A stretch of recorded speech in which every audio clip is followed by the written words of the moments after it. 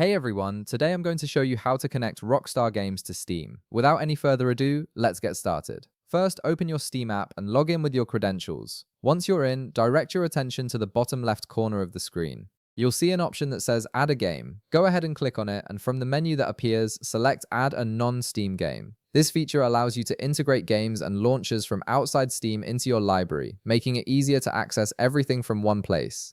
After clicking that option, a new window will pop up showing you a list of programs and applications installed on your computer. Now, browse through this list carefully and look for Rockstar Launcher. If you spot it right away, simply check the box next to it to select it. This tells Steam which program you want to add to your library. However, if you can't find Rockstar Launcher in the list, don't worry, there's an easy way to manually locate it. In the bottom left panel of this window, you'll notice a button labeled Browse. Click on it to open your File Explorer.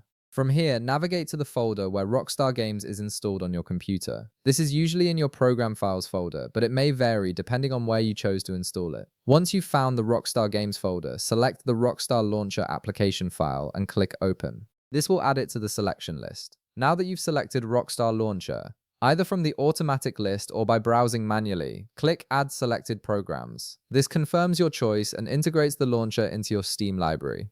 Steam will then process this and you'll see Rockstar Launcher appear in your games list, allowing you to launch it directly from Steam whenever you want. And that's it! You've successfully connected Rockstar Games to Steam, giving you quick access to all your Rockstar titles right from your Steam interface. If this video helped you out, be sure to leave a like, subscribe, and I'll see you in the next one.